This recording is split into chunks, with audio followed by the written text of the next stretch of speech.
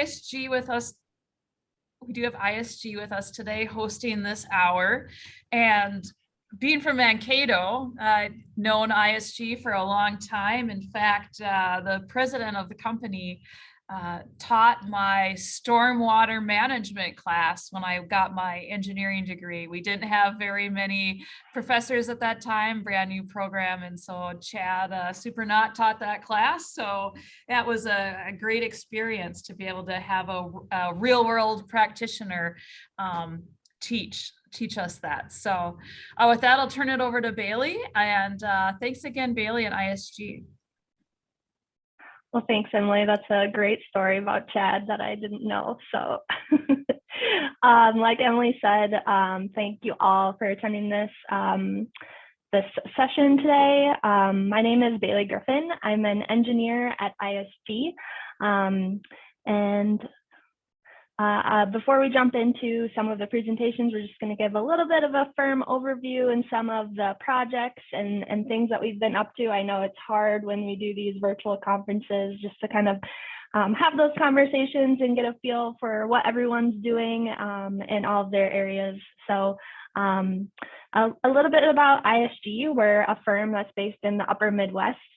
We have 8 offices in the 4 states shown there. Here in Minnesota, we have our headquarters office in Mankato, and then we actually have 2 offices in the metro area, one that is in Bloomington, and then Paul, our presenter today, and myself, we're in the St. Louis Park office today. Although a lot of us that are attending this conference today are mainly engineers and planners and water resources, ISG does offer quite an array of services that are in engineering, architecture, environmental and planning that go across a wide array of different business units. Within the last year or 2, during this time of COVID, we really have been able to grow our team quite a bit. And so I am going to mention just a couple of our some of the new hires that we have within our water market. So not new to our team is Chuck Brandel. He's been here for quite a while, but he is our lead water resources engineer here in Minnesota. We also have Craig Clarkson, which is our new water resources group leader. He is based in Iowa, although he is our leader within the urban water resources area, looking at that urban stormwater and green infrastructure practices type of work. We also hired Daryl Pettis in our Mankato office. He brings a lot of expertise and background in the kind of administrative and county roles that he's had in the past and bringing that expertise to ISG. Kind of on the environmental side, we did hire Julie Blackburn within the last couple of years, and she's really helped to grow our environmental services at ISG, bringing on some key players for our watershed planning and water quality modeling groups, such as Paul Marston and Jeff Kramer joining our team as well. So what have we been up to in the last couple of years that we haven't been able to get together and see each other? ISG, we work a lot in Mankato since that's where we're headquartered out of, and being in southern Minnesota, there is a lot of rural water resources and drainage work that we do. We do take a holistic approach to drainage management, incorporating multi-purpose drainage management, looking at water quality practices and storage components within those drainage projects. Another really interesting and unique project that we're working on right now is Market District. This is actually in Des Moines, Iowa, although it makes it a little bit unique in the fact that with this urban development, every single drop of water that falls within this development is going to be treated in some way with green infrastructure and green practices. So we're really fortunate to have good partners with the city of Des Moines to be able to do projects like this. And kind of in the same kind of breath, working with quite a few different county or city water plans. doing modeling, continuing the modeling that we do with one-dimensional and two-dimensional modeling, being able to look at flood extents and flood durations for city stormwater systems.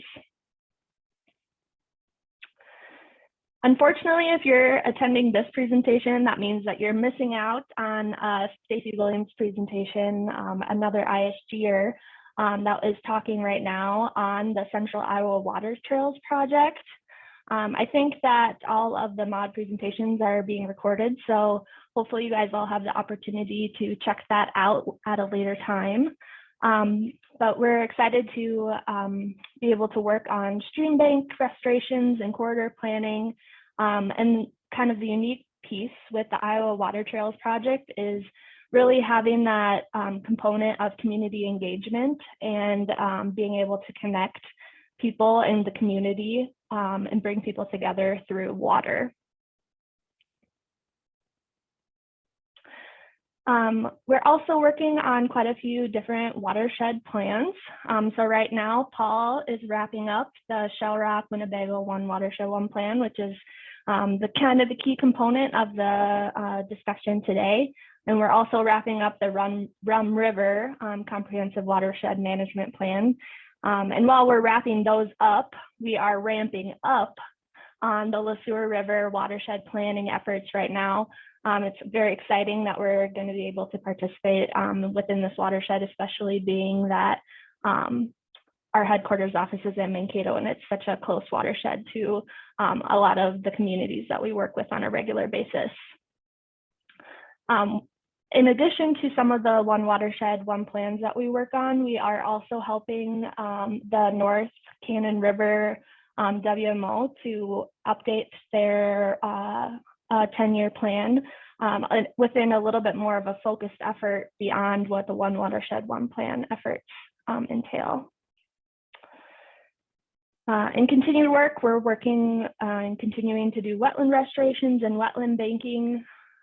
And in exciting news, we hired 2 plant ecologists this year to our team, which really helps us to enhance and really ramp up a lot of the work that we do within wetlands, wetland restorations, and habitat work.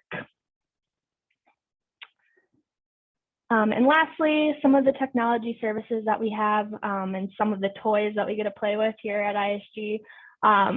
We do have the pipe crawler, which allows us to inspect and camera pipes, and an array of different drone services. So we have pretty standard and basic drones, and we also have some more unique drone services or survey pieces that we actually have a drone that can go and survey underwater. We call it the drone boat. And then we have a new LiDAR drone that allows us to go out and fly and collect these really detailed and comprehensive LiDAR surface models for different projects. So we're really excited here at ISG and the work that we've done over the last year and 2 years when we really haven't been able to kind of see you guys and interact.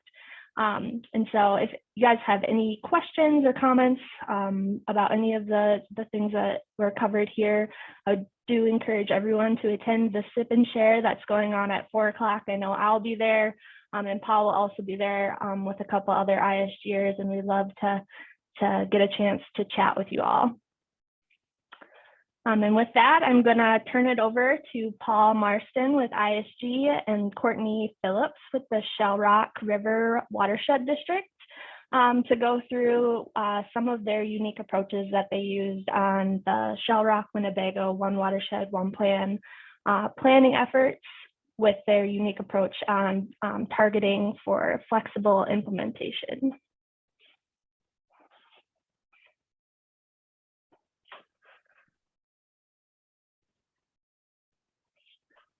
And I'll stop sharing and you can go for it, Paul. Great, thanks a lot, Bailey. Gonna pull up my screen share here, hopefully it gets going smoothly. All right. Hope everyone's able to see that. I got the presentation up here. Thanks again for joining everyone today. Glad we could still make this work in the virtual world we live in. So yeah, as Bailey mentioned, my name is Paul Marston. I'm with ISG, environmental scientist, and I've been working on, for the last couple of years now, the Shell Rock River and Winnebago River Comprehensive Watershed Plan as part of the Bowser's One Watershed One Plan. And to join me here today is Courtney Phillips from the Shell Rock River Watershed District. Yes, I'll give a quick second to introduce myself. My name is Courtney Phillips. I'm a program and project manager at the Shell Rock River Watershed District. I have the Shell Rock Watershed District is the day-to-day contact and the fiscal agent for our One Watershed One Plan planning effort for the Shell Rock and Winnebago watershed. So I've been working with Paul throughout this process, and so I will allow him to talk about what we've been doing. Great. So yeah, today we're talking about watershed planning and the goal of kind of targeting flexibility into that, into the planning process. And so in today's talk, I'll be starting off with kind of a brief overview of watershed planning. I'm sure there's many in the crowd who are familiar and have gone through this process already. But for those who haven't, want to kind of get everybody at least up to speed on and talking the same language here. I'm going to move into some planning challenges, specifically in kind of the targeting area of that plan, the planning process, and then look at the planning tools that are used to kind of work through those targeting challenges in that planning process. And then ultimately looking at targeting solutions that we used during the planning process of the Shell Rock and Winnebago River watershed plan. So jumping into that overview of watershed planning. And so for this is mostly geared towards kind of the Bowser One Watershed One Plan program. It's the project that we're talking about here today, but this kind of applies just also in more general terms to watershed plans. And so this is again a kind of a high level overview, but kind of the general progression of what that planning process looks like to develop these watershed plans. And so that starts with looking at the issues. That's developing a comprehensive list of watershed issues based on existing studies. You know, we're lucky here in Minnesota. A lot of the work that MCPA does, the watershed districts do. You know, we tend to have pretty good amount of information on a number of these watersheds, and so kind of going through all the work that has been done and pulling out what those concrete issues are, and then you move into kind of prioritizing that issue list. And so it's narrowing down all the issues that have been identified in those studies and starting to rank those based on priority. You know, there's while there's a good amount of resources in the state of Minnesota, it's still limited to accomplish kind of all the goals that we want to. So it's important to prioritize those issues so that the resources we do have are applied in the areas that local stakeholders identify as those top priorities. It's also important, moving on to those priority resources, to identify those. So something like lakes, streams, and this is important to identify to prioritize those implementation actions for. And so to identify where those are within the watershed can go a long way in kind of helping guide those next steps and making sure that those resources are targeting the issues that are important and addressing the resources that are important to the watershed. Then we got the next one is targeting and measurable goals.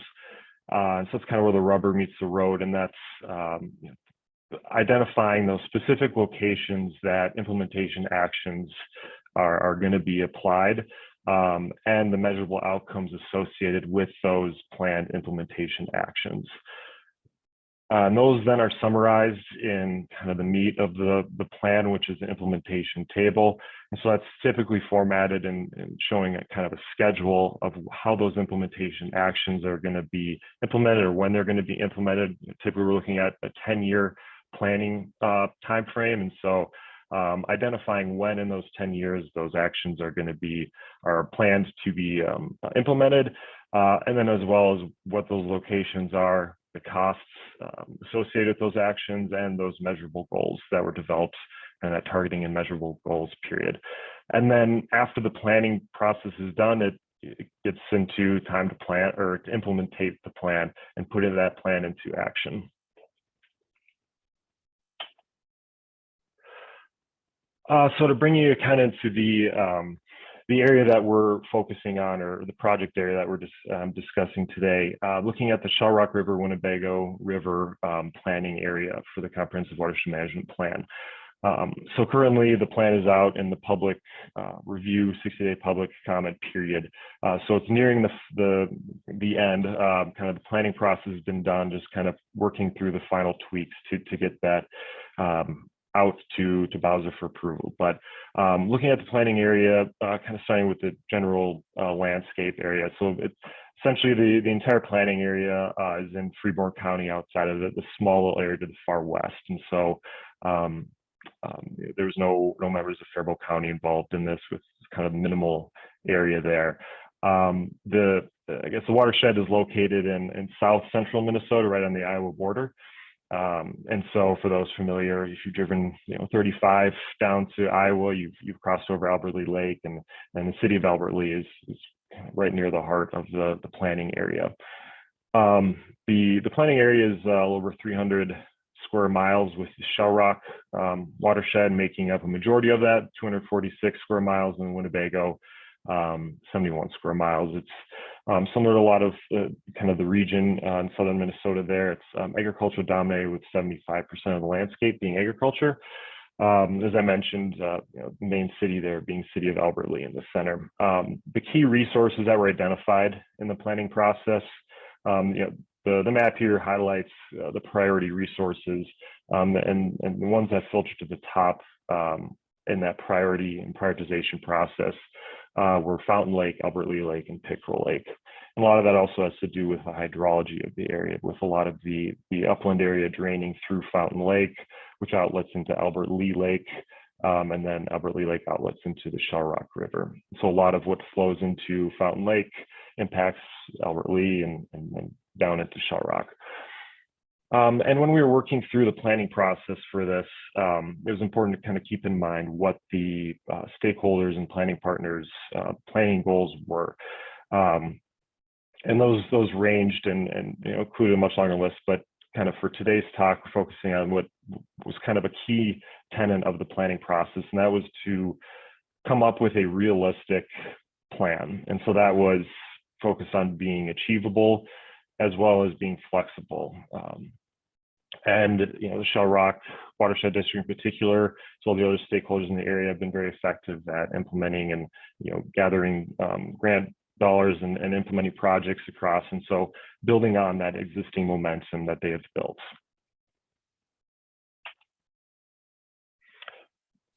So what are some planning challenges? So there's challenges unique to every step of the planning process. As I mentioned today, we're going to be focusing on that targeting and measurable goals component.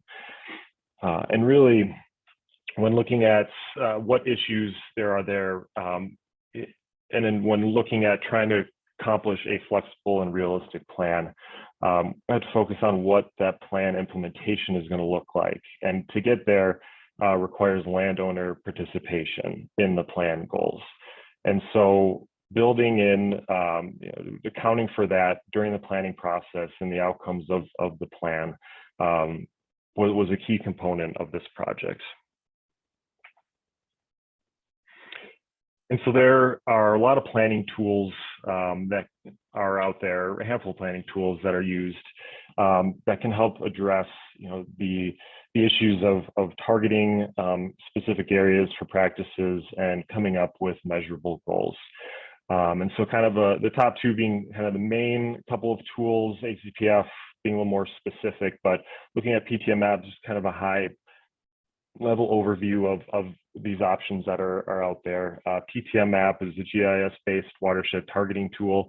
For those unfamiliar, it stands for prioritized target measure and was developed as a part of the kind of for the One Watershed, One Plan process. It's built on a grid-based pollutant calculation. So for sediment, that's RUSLE and sediment delivery ratios, and nutrients, looking at land use coefficients from literature values. With it being sort of a grid-based tool and GIS-based tool, it's very effective at field scale BMP targeting. So taking those terrain attributes, hydro condition, BEMs, flow accumulation, to identify areas for various BMPs and where they sit specifically on the map and in the landscape. And as it has the pollutant calculations as part of the tool, can attribute pollutant reductions to BMPs that are applied in scenarios, looking at kind of how that impacts catchment outlet and identified priority resources. Another tool that's commonly used in the planning process is HSPF SAM. So HSPF is a watershed model, and SAM being the scenario tool and user application to access the information from that model. Its strengths are in its calibration to observe water quality data. It's really the MPCA has invested quite a bit in getting essentially the entire state modeled at the HUC 8 scale with these. So I'm sure many are familiar with HSPF models and how they've been kind of applied throughout the state. And so another key strength of it is the fate and transport of pollutants and kind of in-channel processes that are included in the modeling. And then as far as the SAM component of it, that allows users to create scenarios. So you can simulate land use changes and apply BMPs and calculate what those reductions are. And then ACPF is also a GIS-based tool, but this one does not have a pollutant component. I don't know if that might be changing in the future soon, but it's essentially primarily a BMP suitability assessment. So looking at the terrain and identifying specific locations suitable for a given BMP. And so each tool kind of brings strengths to the table. Some with pollutant assessment and some kind of targeting specific areas for those BMPs, others being more broad. And so kind of tying that into implementation flexibility and what is that?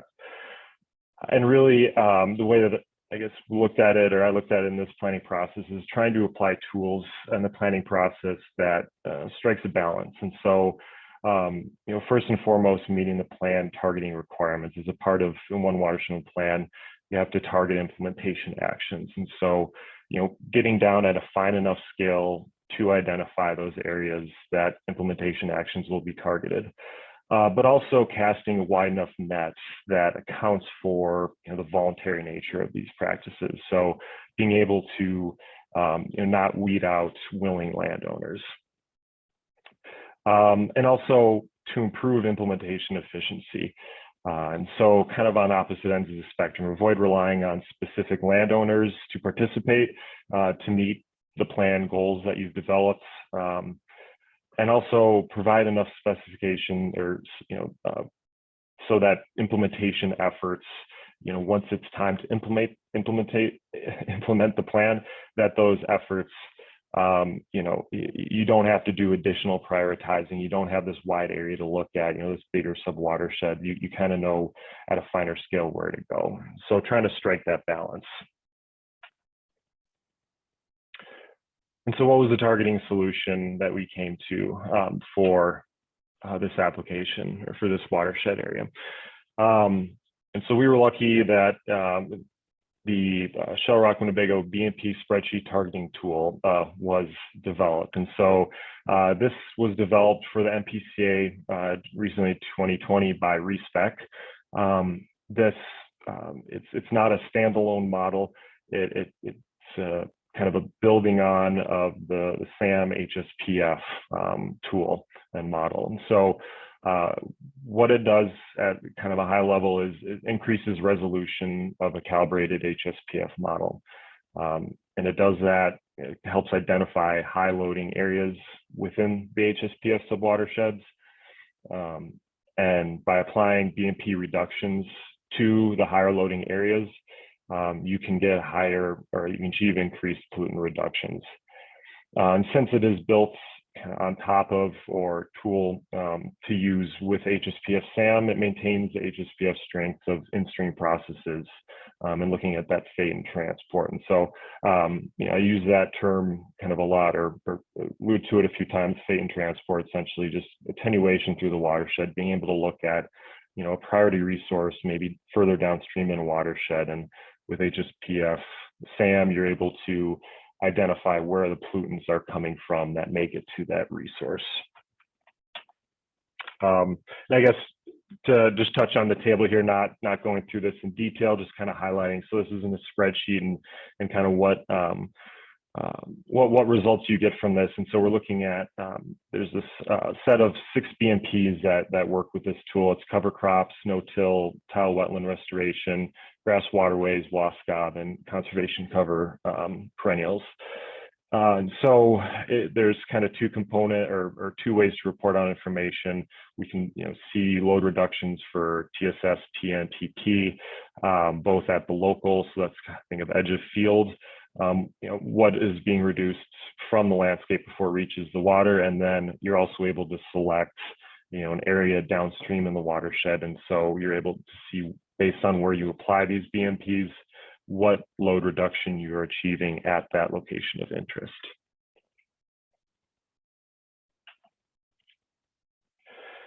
So since we're talking about a tool that's built on top of HSPF, just want to provide a little more in-depth background on HSPF. And so kind of this could be a whole talk in and of itself. But kind of the key components to know to kind of make sense of what this tool does, looks at these kind of main categories. And so starting off with the spatial resolution of HSPF model, the model subwatersheds are typically equal to a HUC-14 watershed. And so on the map here, this shows what the extents of the subwatersheds are in the planning area. And so it's equals a DNR level 7. Sometimes they're at a smaller level, depending on if you want to create a subwatershed for a specific water body like a lake. The calibration, HSPF model is calibrated to observe data, and these it's not calibrated just to the outlet. There's strategically placed points, kind of, or you know, monitoring stations throughout the watershed that are identified in the development of the model and that process to ensure that you know, the calibration is captured kind of spatially throughout the watershed. And it's a continuous model, and so it's based on a period of record. It's, you know, it's getting longer now as models are getting updated, but kind of 15 to 20 year time period. And the subwatershed pollutant loading. So each land use, so the model represents your kind of typical NLCD land uses, and they're grouped by subwatershed. So each subwatershed has a loading rate unique to each land use within that subwatershed. So what I mean by that is, there's cropland in, you know, a percentage of area of each subwatershed that is cropland, and that cropland within a given subwatershed is going to have the same loading rate attributed to it. Now that can vary from cropland to cropland, like across subwatersheds, but within that subwatershed, that cropland is going to have one loading rate attributed to it. And so that kind of spatial resolution of the pollutant loading is tied to, you know, the area of the subwatershed. And then again, mentioning the in-channel processes. So it simulates in-channel hydraulic and sediment chemical processes, which allows for robust source assessment and pollutant fate analysis.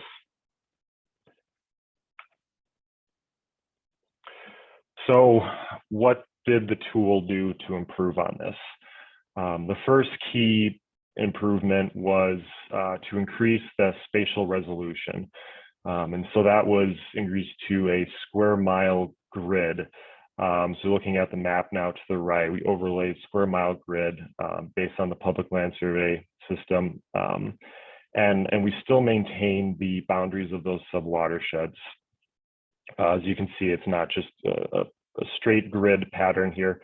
And so kind of overlapping those, and each of the areas are now sort of a unique, what we called, or was called in the plan a poly sub ID, but it's essentially just a unique area now. And so now, instead of 72 sub-watersheds, this modeling area, it has 883 unique areas. The calibration is unchanged. It uses the calibrated HSPF model. And the sub-watershed pollutant loading is done.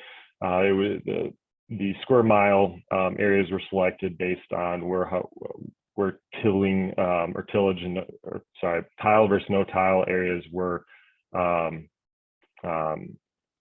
or sorry, till versus no till cropland data could be kind of aggregated by. But then the pollutant calculations were done using a grid-based calculation. So sediment RUSLE, TP was a function of sediment loads, and nitrogen was determined from regression equations from the BMP tool. And so this is kind of the trickier or difficult part to describe. So the way that the pollutants were calculated was the grid calculations were distributed across each of these areas. And so within a large HSPF subwatershed, the cropland load that was calculated using this grid approach for sediment was totaled, and then what percentage of that load in each one of these small square mile sections, that was then represented as a percentage of the total load of that HSPF subwatershed. So using that percentage, the calibrated HSPF load is distributed to those respective areas.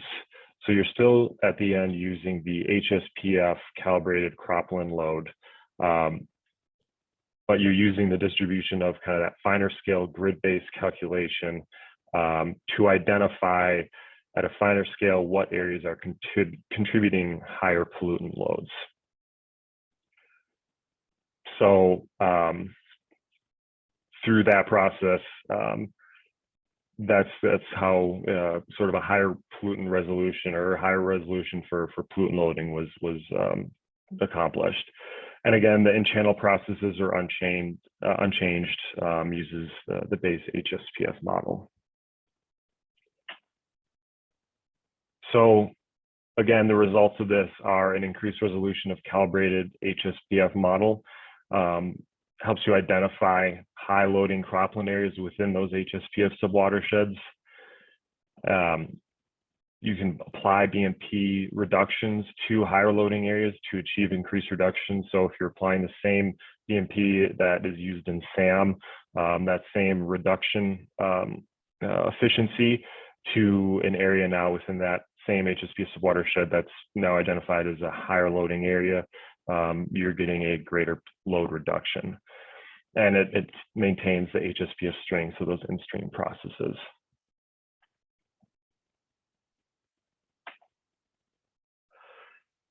So now applying that BMP spreadsheet targeting tool in our planning process.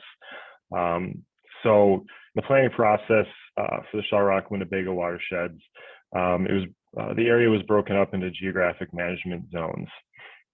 And these were based on drainage areas to those priority resources identified earlier. So looking at the blue area in this map is the drainage area to Fountain Lake. The red is the drainage area to Albert Lee Lake that is downstream of Fountain Lake. The yellow is the drainage area to Shell Rock outlets that is downstream of Albert Lee Lake. And the purple is the Winnebago River watershed.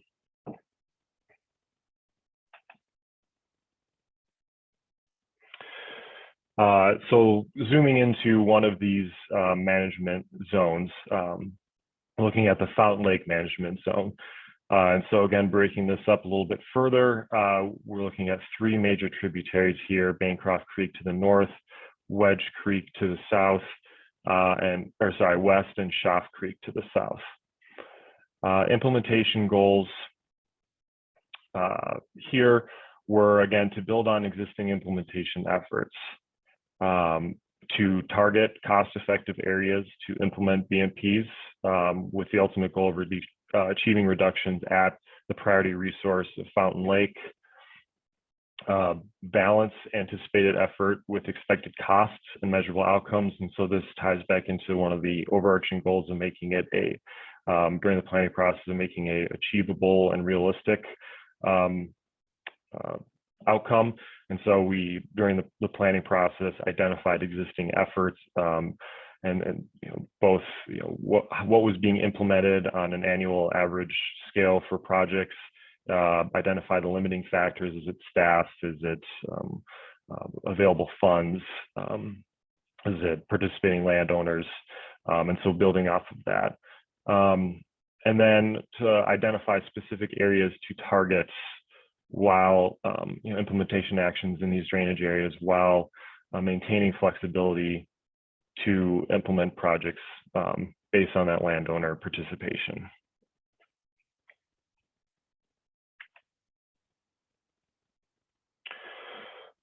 So to applying that spreadsheet tool to accomplish these implementation goals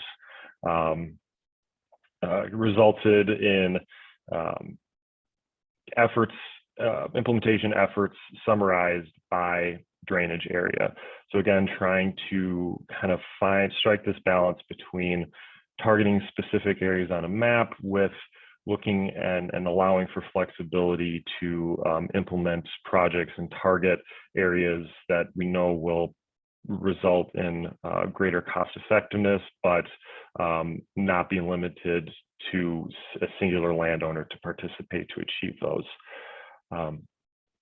And so the way that the implementation efforts are summarized in the implementation table for this plan is aggregated by these drainage areas. And so as an example, we're looking at the Bancroft Creek drainage area here. And so there would be a line item in the implementation table that states that 184 acre, or the goal is 184 acres of restored wetlands in the Bancroft Creek drainage area for the 10-year planning period. And for that measurable outcomes component, using that targeting tool to calculate those, you will also add in there that there's the goal of reducing TP by 653 pounds per year once fully once all the area is implemented, and in total over the period costing 1.56 million. And so that's how the information is reported or categorized in that implementation schedule table. But then to guide implementation efforts, these heat maps were created. So showing you on the right here, this is one of those heat maps. So this is specifically for restored wetlands for treating total phosphorus. So there's one of these heat maps created for each BMP that is in the spreadsheet targeting tool that I showed you, one of those being 6 BMPs.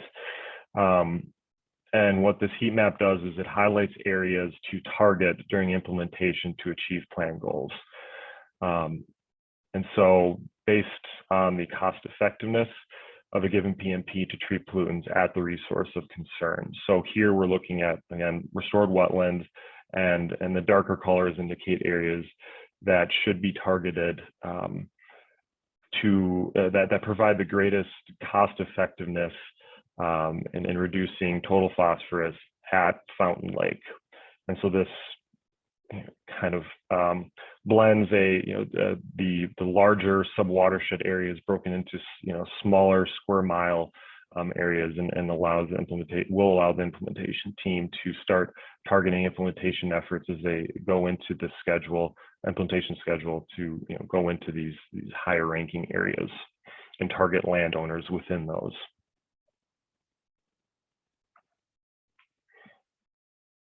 And so this is just to highlight each of these heat maps for restored wetlands for each of the major drainage areas, for Wedge Creek and then for Schaff Creek to the south.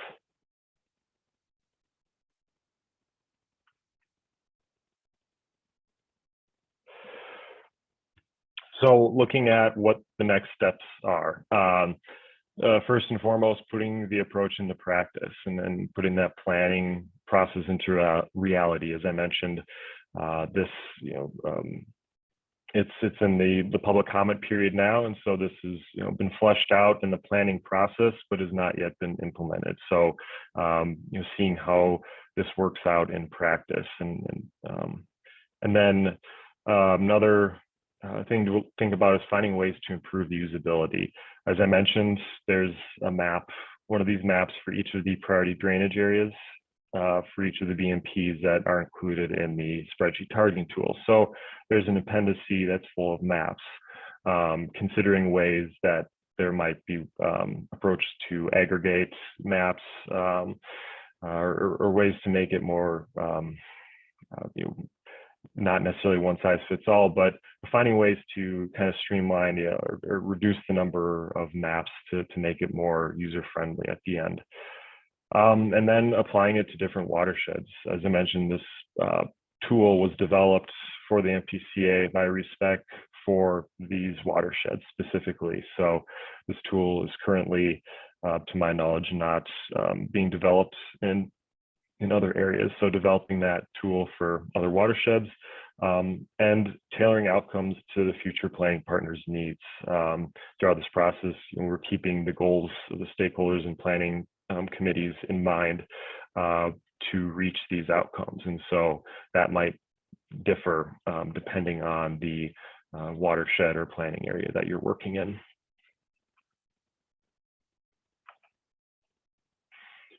And so before I wrap up, I would just like to acknowledge everyone who helped in this planning process. So the One Watershed One Plan planning partners, Shell Rock River Watershed District, Freeborn County SWCD, City of Albert Lee in particular, also all the state agencies that have been involved in the planning process.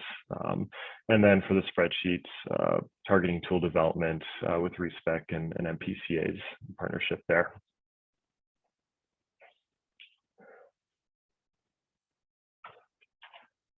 And that is all I've got.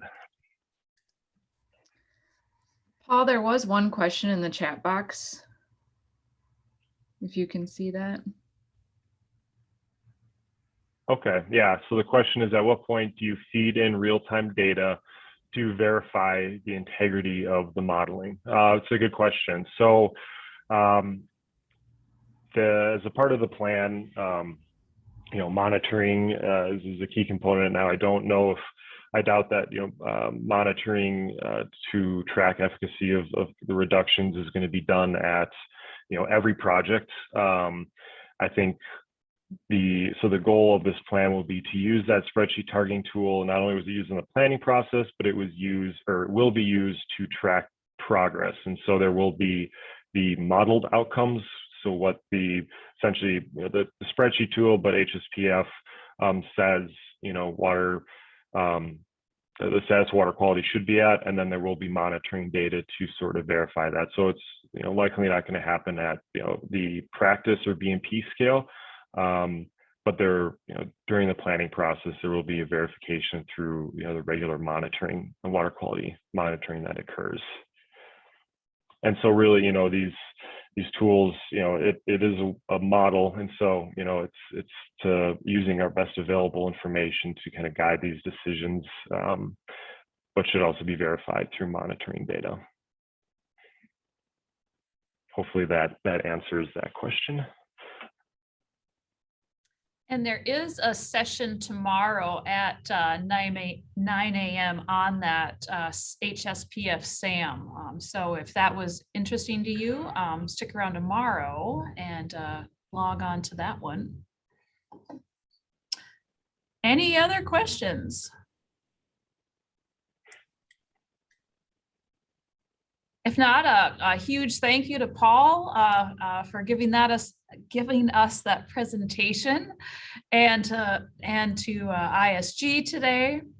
And we look forward to everyone joining us at the Sip and Share in 15 minutes. You can actually go now, but it's actually open anytime. So you can go to the Rafters Bar at any time, but we will see you there, and tomorrow morning at 9 o'clock. Thanks, everyone.